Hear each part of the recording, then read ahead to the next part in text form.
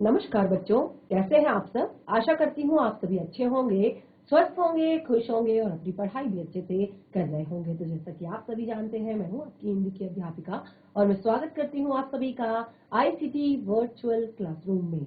और आज हम यहाँ पर एकत्रित हुए हैं पढ़ने के लिए क्लास 7 की हिंदी। क्लास 7 की हिंदी में हम यहाँ पर पढ़ रहे हैं भाषा, लिपि और व्याकरण। तो जिसमें हमने भाषा और लिपि जो हमारा टॉपिक है वो हमने कंप्लीट कर लिया है। इसके बाद हम व्याकरण, हमारा जो टॉपिक व्याकरण के जो टॉपिक में हमने यहाँ पर व्याकरण के 3 जो अंग आपको बताए थे। सबसे पहले वर्ण विचार, शब्द विचार और वाक्य विचार। उनमें से सबसे पहला टॉपिक जो है हमारा वर्ण विचार, उसको हम डिस्कस कर रहे हैं।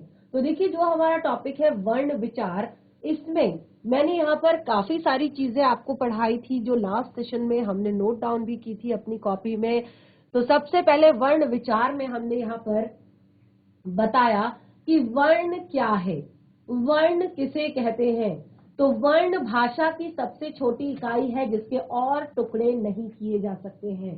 तो इस तरह से हमने वर्ण की परिभाषा यहाँ पर लिखी थी और उसके बाद वर्ण के भेदों को हमने यहाँ पर जाना था। सबसे पहले वर्णमाला क्या होती है वो हमने जाना। वर्णमाला यानी कि जो हिंदी में आप अ से लेकर ज्ञ तक पढ़ते हैं, ये पूरी एक आपकी वर्णमाला है। यानी कि वर्णों का जो एक ग्रुप है, जो एक समूह है, वो वर्णमाला कहलाता है। और उसके बाद वर्णों के भेद, वर्णों के एक तरह से ये वर्णों का समूह है और जिसमें आपके 2 भेद होते हैं, स्वर और व्यंजन। स्वर और व्यंजन। तो यहाँ पर जो पूरी आपकी टोटल जो वर्णमाला है, उस वर्णमाला में आपके 44 वर्ण होते हैं, जिनमें 11 स्वर होते हैं और 33 व्यंजन होते हैं। तो इसमें हमने अपना स्वर वाला जो टॉपिक है वो भी हमने क्लियर किया कि जिन वर्णों का उच्चारण करने के लिए अन्य ध्वनियों का सहारा नहीं लेना पड़ता है, यानी कि जिन वर्णों का उच्चारण हम स्वतंत्र रूप से करते हैं, यानी कि जिन वर्णों के उच्चारण में मुख से वायु स्वतंत्र रूप से बाहर निकलती है, वे स्वर कहलाते हैं। तो इस तरह से स्वर हमने यहाँ पर पढ़े थे और स्वरों के भी 3 भेद मैंने आपको यहाँ पर बताए थे। स्वर के भी 3 भेद मैंने आपको यहाँ पर बताए थे। कौन कौन से भेद बताए थे आप सभी ने नोट डाउन किया है अपनी कॉपी में। स्वर, उसके बाद बताया था दीर्घ स्वर। तो ये 3 भेद हमने स्वरों के भी यहाँ पर पढ़े थे। और इसमें सबसे पहले ह्रस्व स्वर क्या होता है, दीर्घ स्वर क्या होता है और प्लुप्त स्वर क्या होता है, ये हमने अपने लास्ट सेशन में क्लियर किया था। तो यहाँ तक सभी बच्चों ने नोट डाउन किया है कि नहीं किया है सभी ने। यहाँ तक का जो पार्ट है, जो भी मैंने यहाँ पर अभी आपको बताया, ये सब आपने अपनी कॉपी में नोट डाउन किया है ना। तो इसी के आगे से हम अपना टॉपिक आज यहाँ पर कंटिन्यू करेंगे। देखिए, ये आपके टोटल स्वर वर्ण हैं और इन स्वर वर्णों के जो 3 भेद मैंने आपको बताए वो थे आपके दीर्घ स्वर, ह्रस्व स्वर और प्लुप्त स्वर। तो दीर्घ स्वर में मैंने ये आपको बताए हैं, ये आपने नोट किया होगा इसी तरह से। और मैंने कहा था कि जब भी आप अपनी कॉपी में कुछ इंटरेस्टिंग तरीके से चीजों को लिखते हैं या हाईलाइट करके जब आप लिखते हैं, तो उससे क्या होता है कि जब भी आप अपना नोटबुक खोलेंगे तो आपको बिल्कुल सामने दिखेगा कि हाँ, ये कुछ महत्वपूर्ण बात हमने यहाँ पर लिखी है, तो इसे हमें पढ़ना है। ठीक है, तो इस तरह से मैंने आप लोगों को कहा था कि कुछ अलग। उसके बाद मैंने आपको बताए थे ह्रस्व स्वर और उसके बाद हमने यहाँ पर किया था प्लुप्त स्वर। ठीक है, तो यहाँ तक तो हमारा टॉपिक लगभग पूरी तरह से क्लियर हो चुका है और सभी ने अपनी कॉपी में अच्छे से नोट डाउन भी किया है। उसके अलावा हमने यहाँ पर जो पढ़ा वो था व्यंजन। उसके अलावा अगला जो हमारा टॉपिक है वो है व्यंजन। तो व्यंजन वाली जो हेडिंग है वो सबने डाली है। तो क्योंकि आप देखेंगे जो व्यंजन है उसमें मैंने आपको बताया व्यंजन किसे कहते हैं। तो जिन वर्णों का उच्चारण, देखिए स्वर कंप्लीट हो चुका है टॉपिक, अब आता है व्यंजन। तो व्यंजन क्या होते हैं ये सभी ने अपनी कॉपी में नोट डाउन किया था कि जिन वर्णों का उच्चारण स्वरों की सहायता से किया जाता है वे व्यंजन कहलाते हैं। यानी कि जिनके उच्चारण में हमें स्वरों की सहायता लेनी पड़ती है वो व्यंजन कहलाते हैं। जैसे मैंने आप लोगों को कहा कि अगर आप केवल अ का उच्चारण करते हैं, उच्चारित कीजिए अ, आ, इ, ई, उ, ऊ, तो कोई भी यहाँ पर रुकावट हमें महसूस नहीं हो रही है, कोई भी अवरोध हमें नहीं लग रहा है कि हम व्यंजनों का उच्चारण कर रहे हैं तो यहाँ पर वायु जो है रुक रही है या अवरोध लग रहा है। लेकिन अगर हम व्यंजन का उच्चारण करते हैं, देखिए स्वरों के उच्चारण में हमें जो वायु है मुख से स्वतंत्र रूप से बाहर आती है, कोई भी रुकावट नहीं होती और स्वतंत्र रूप से इनका उच्चारण करते हैं, बिना किसी अन्य स्वर की सहायता से करते हैं। लेकिन व्यंजन इसके जस्ट अपोजिट है कि इनका उच्चारण तो हम स्वरों की सहायता से करते हैं, व्यंजनों का उच्चारण स्वरों की सहायता से करते हैं और इनके उच्चारण में जो वायु होती है वो मुख से स्वतंत्र रूप से बाहर नहीं आती है, यानी कि वो कभी ओष्ठ से, कभी तालव्य से, कभी कंठ से, कभी दंतोष्ठ से, कभी जिह्वा से लगकर बाहर आती है और इनका उच्चारण हम स्वरों की सहायता से करते हैं। ये सबसे मेन चीज है। तो देखिए व्यंजन की परिभाषा सबने नोट डाउन की है अपनी कॉपी में। यस, सबने नोट डाउन किया है यहां तक? यस, वेरी गुड, बहुत अच्छे, सबने यहां तक नोट डाउन किया है। अब हमने कंटिन्यू करना है इसके आगे। तो व्यंजन की परिभाषा सबको पता चल चुकी है कि जिन वर्णों का उच्चारण हम स्वरों की सहायता से करते हैं। एग्जाम्पल के तौर पर यहाँ पर मैंने इतनी सारी चीजें आपको बताई कि अगर आप क का उच्चारण करते हैं तो उसमें कौन से स्वर की सहायता से कर रहे हैं? अ स्वर की सहायता से। क, उच्चारित कीजिए, एक बार उच्चारित करेंगे सभी एक साथ। क, कौन सा स्वर आ रहा है लास्ट में?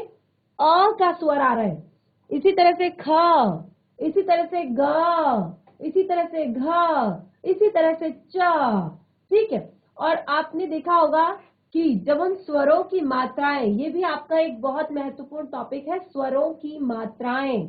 स्वरों की मात्राएं जैसे आ की मात्रा, इ की मात्रा, उ की मात्रा, ऊ की मात्रा, ए की मात्रा, ऐ की मात्रा।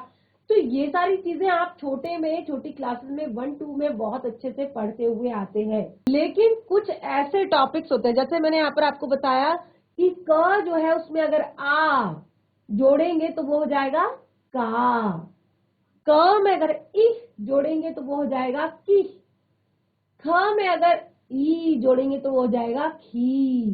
ठीक है, तो इसी तरह से ये हमारे व्यंजन है जिनका उच्चारण हम स्वरों की सहायता से करते हैं। चलिए टॉपिक को आगे कंटिन्यू करते हैं।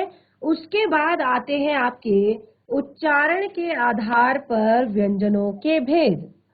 उच्चारण के आधार पर भेद के आधार, उच्चारण के आधार पर व्यंजनों के भेद। तो यहाँ पर आप देखेंगे कि उच्चारण के आधार पर व्यंजनों के कितने भेद होते हैं। उच्चारण के आधार पर जो व्यंजनों के 3 भेद यहाँ पर मुख्य रूप से बताए गए हैं। कौन कौन से? ऊष्म व्यंजन, स्पर्श व्यंजन और अंतस्थ व्यंजन।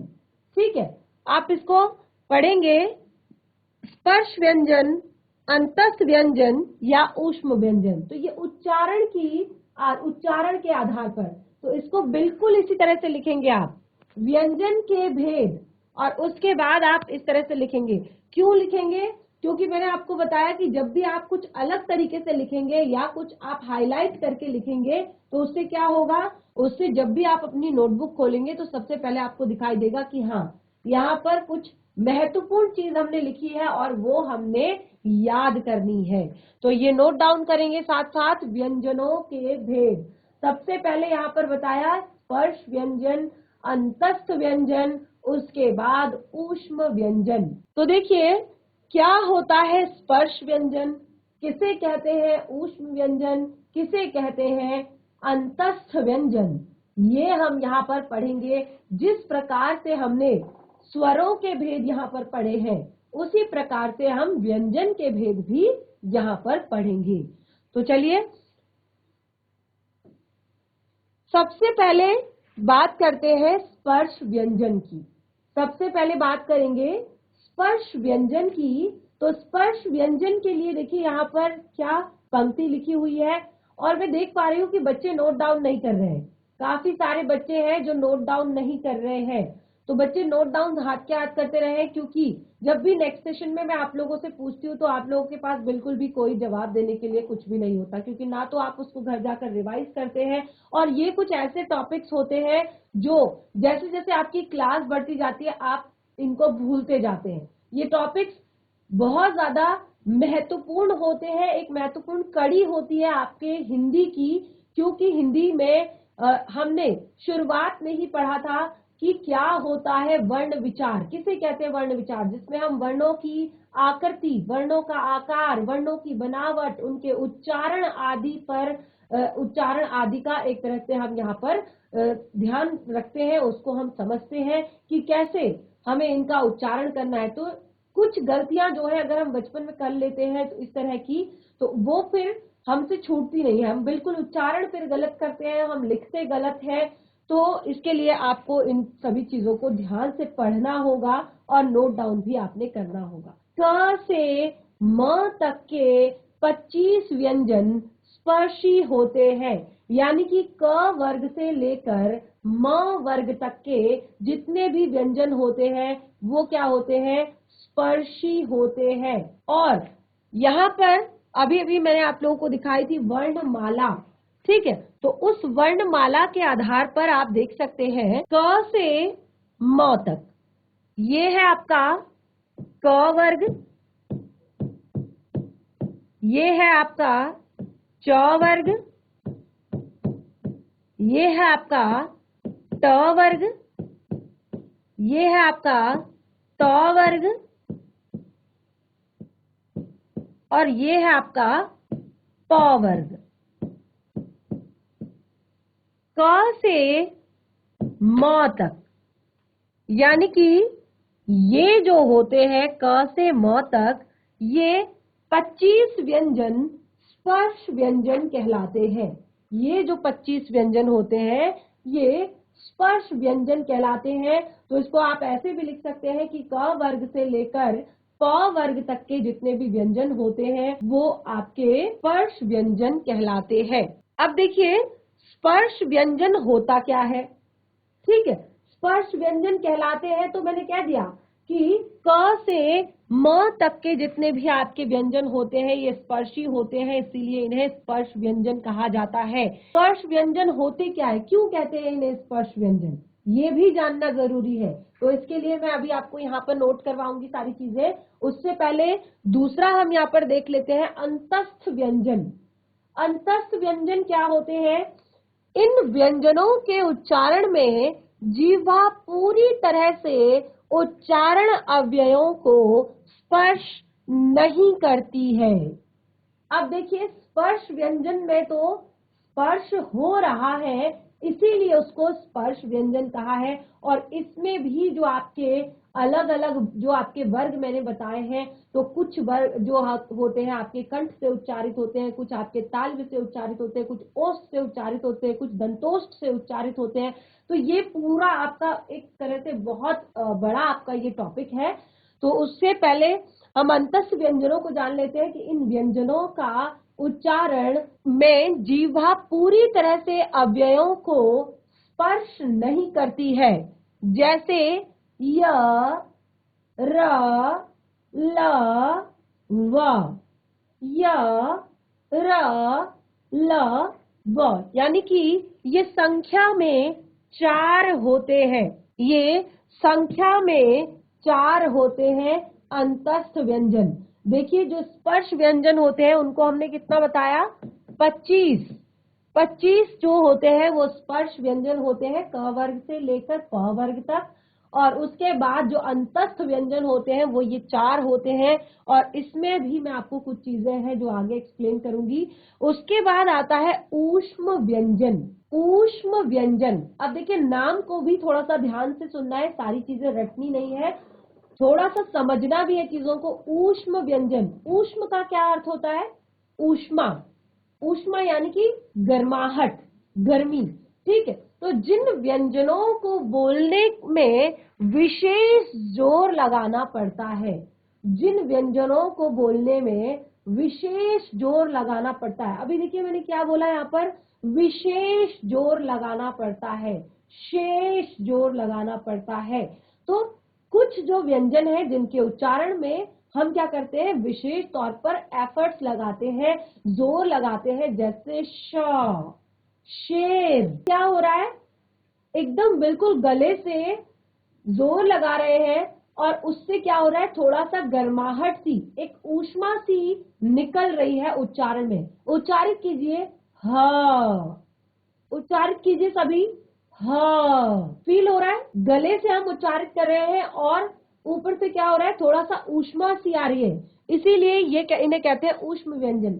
शेर, शेर, ठीक है। सड़क, तो कुछ षटकोण, तो ये कुछ ऐसे व्यंजन हैं जिनके उच्चारण में, जिनको बोलने के लिए हमें विशेष प्रकार का जोर लगाना पड़ता है, यानी कि उच्चारण में हमें थोड़ा और एफर्ट्स लगाने पड़ते हैं, वो होते हैं हमारे ऊष्म व्यंजन। तो ये 3 चीजें मैंने यहाँ पर आपको क्लियर करी, इसको मैं प्रॉपर आपको, ये भी आप नोट डाउन कर सकते हैं, नहीं तो मैं आपको अलग से यहाँ पर लिखवा भी रही हूँ साथ के साथ, तो वो भी आप नोट डाउन करेंगे, लेकिन नोट डाउन जरूर करेंगे। और देखिए टेबल जो आप यहाँ पर मैंने आपको बताई है कि स्पर्श व्यंजन जो है क से लेकर म तक 25 व्यंजन स्पर्शी होते हैं, तो इसकी आप एक पूरी टेबल बनाएंगे, जिसमें आप बिल्कुल उसी तरह से जैसे मैंने आपको बताया था, क वर्ग आपका, च वर्ग, ट वर्ग, त वर्ग और प वर्ग, इस तरह से लिखेंगे, और 5 जो है आप क ख ग घ ड ऐसे करके आप सब लिखेंगे उसमें, ठीक है। तो एक बार देख लेंगे, यहाँ पर नोट डाउन कर सकते हैं, जिन व्यंजनों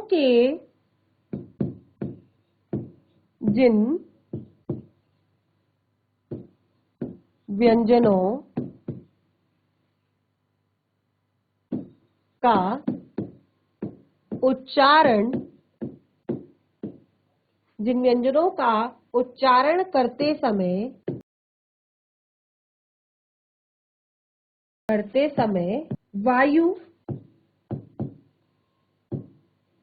कंठ, ठीक है, होठ, जीवा आदि के स्पर्श, जीवा आदि के स्पर्श द्वारा या स्पर्श के द्वारा बाहर आए, बाहर आए, वे स्पर्श व्यंजन कहलाते हैं।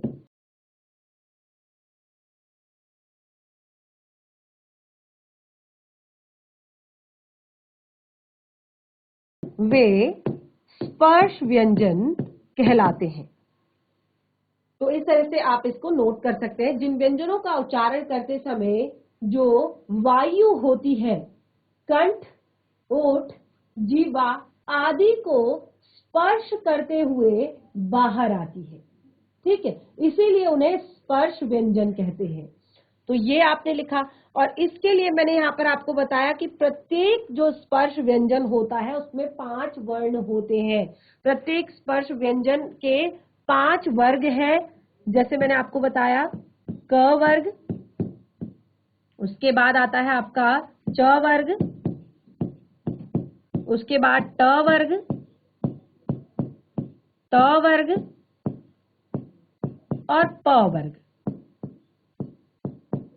ठीक है। ये 5 आपके वर्ग होते हैं, और इसमें यहाँ पर प्रत्येक जो वर्ग होता है उसमें 5-5 वर्ण होते हैं, प्रत्येक वर्ग में 5-5 वर्ण होते हैं, इस तरह से, ठीक है। और ये आप लिखेंगे भी इस तरह से, जैसे मैंने आपको बताया, च, छ, ज, झ, य, ठीक है। एक टेबल बनाएंगे आप इसकी प्रॉपर, इस तरह से ये लिखेंगे। उसके बाद आप लिखेंगे कि प्रत्येक जो वर्ग होता है, 5 वर्ग होते हैं स्पर्श व्यंजनों के, क वर्ग, च वर्ग, ट वर्ग, त वर्ग, प वर्ग, और प्रत्येक वर्ग में 5 वर्ण होते हैं, ठीक है। 5 वर्ग, 5 वर्ण, तो 5 इंटू 5 25, तो यानी कि 25 आपके यहाँ पर टोटल क्या होते हैं, वर्ण होते हैं इन स्पर्श व्यंजनों में। तो ये आपका टॉपिक यहाँ पर स्पर्श व्यंजन का क्लियर हुआ। समझ आया आप सभी को? जो नोट डाउन कर रहे हैं वो घर पर पढ़ेंगे भी और उन्हें समझ भी आएगा अच्छे से। उसके बाद मैंने आपको बताया अंतस्थ व्यंजन, तो अंतस्थ व्यंजन मैंने वहां पर आपको बता दिया है ना, आप लोगों ने नोट डाउन कर लिया होगा। उसके बाद मैंने आपको बताया ऊष्म व्यंजन। ऊष्म व्यंजन भी यहाँ पर मैंने आपको क्लियर किया कि ऊष्म व्यंजन किसे कहते हैं, संख्या कितनी होती है, 4 होती है ऊष्म व्यंजनों की संख्या भी, और उन्हें ऊष्म व्यंजन क्यों कहते हैं ये भी क्लियर कर दिया है। तो एक बार पहले ये नोट डाउन कीजिए, या वो आपने अगर नोट डाउन कर लिया होगा तो उसके बाद भी फिर अलग से आप इसे नोट डाउन करके ये टेबल आप जरूर बनाएंगे, ठीक है। तो इस तरह से वो बाकी जो 4 यहाँ पर मैंने आपको अंतस्थ व्यंजन और 4 ऊष्म व्यंजन लिखवाए थे वो आप सभी ने नोट डाउन कर लिया होंगे। उसके बाद एक और बहुत ही महत्वपूर्ण चीज यहाँ पर आती है, उसको कहते हैं संयुक्त व्यंजन। संयुक्त व्यंजन ये आपका एक अलग सा एक तरह से टॉपिक है। ये इसमें व्यंजनों के जो 3 मैंने आपको मुख्य भेद बताए, आपका स्पर्श व्यंजन, अंतस्थ व्यंजन और ऊष्म व्यंजन के अलावा एक आता है आपका संयुक्त। यहां तक नोट डाउन कर लिया सभी ने? आगे आता है संयुक्त व्यंजन किसे कहते हैं।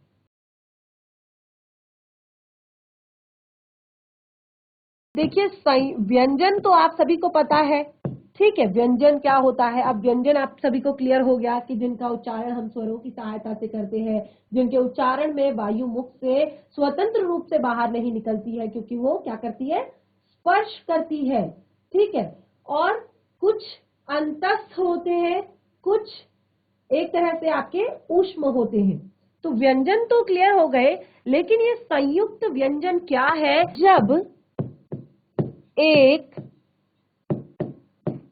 स्वर रहित, जब एक स्वर रहित व्यंजन,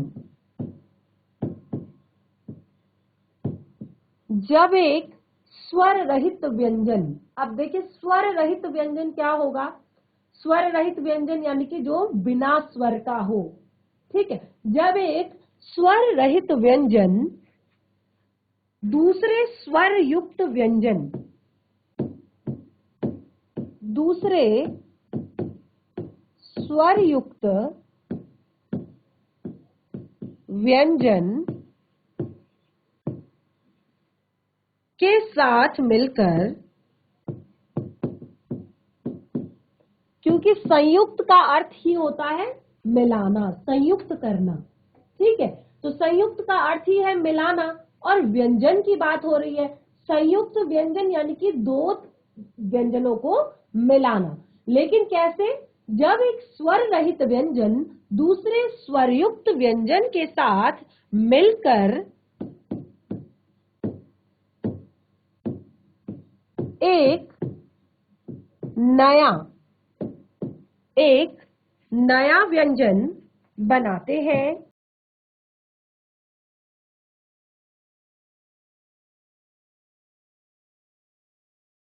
एक नया व्यंजन बनाते हैं, तो वे क्योंकि तब वे क्या हो जाते हैं, संयुक्त हो जाते हैं, जुड़ जाते हैं आपस में, तो तब वे संयुक्त व्यंजन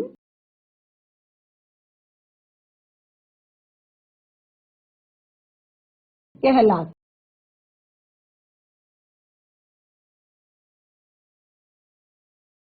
तब वे संयुक्त व्यंजन कहलाते हैं। अब देखिए हमने कहा एक स्वरयुक्त व्यंजन और दूसरा, अब देखिए व्यंजनों के मेल से नए रूप में ये परिवर्तित हो जाते हैं, यानी कि इनको एक नया रूप मिल जाता है। ठीक है, ये लाइन भी आप यहां पर लिख लीजिए पहले कि व्यंजनों के मेल से ये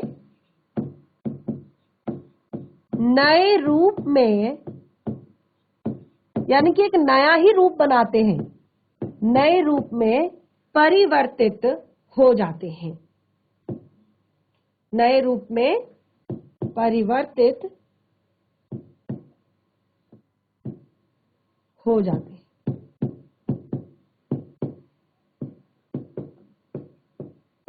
क्या हो जाते हैं? नए रूप, एक स्वर रहित व्यंजन।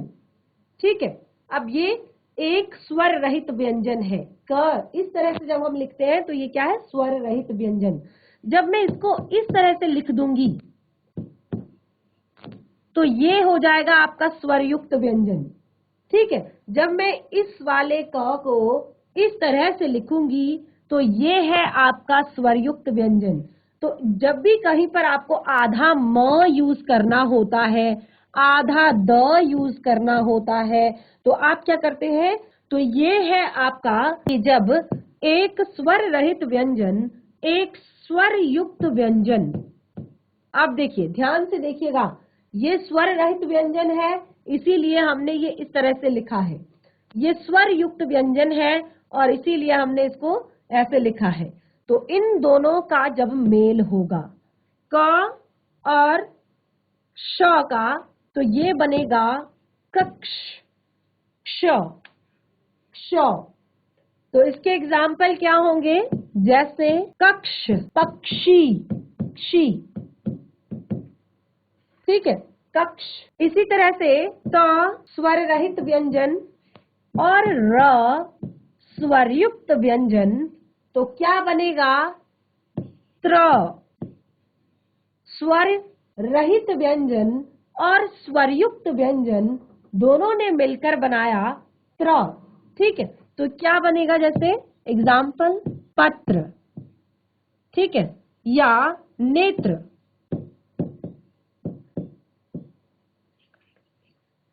ज और यो ये मिलकर बनाएंगे ज्ञ। तो ज्ञ से आपको पता है ज्ञान, विज्ञान। इसी तरह से श और र, तो ये होगा आपका त्र। ठीक है, तो इस तरह से आप इनके एग्जाम्पल यहाँ पर कुछ लिखकर लाएंगे जो हमारे संयुक्त व्यंजन है। तो इस तरह से हमारा जो ये टॉपिक है ये भी यहाँ पर क्लियर होता है और हमने व्यंजनों के भी भेद हमने यहाँ पर पढ़ लिए हैं और काफी कुछ चीजें यहाँ पर और भी इसमें है, लेकिन आपकी जो क्लास है उसके हिसाब से हमने जो जरूरी चीजें हैं वो हमने यहाँ पर पढ़ ली है। तो हमारा जो वर्ण विचार वाला जो टॉपिक है वो लगभग हमारा यहाँ पर क्लियर होता है। कोई भी डाउट हो, कोई भी दिक्कत हो, कोई भी परेशानी हो, ऐसी कोई चीज जो आपको समझ में ना आई हो तो नेक्स्ट सेशन में उसे जरूर क्लियर करें। और आज का सेशन हमारा यहीं पे समाप्त होता है। तब तक के लिए धन्यवाद। आपका दिन शुभ हो।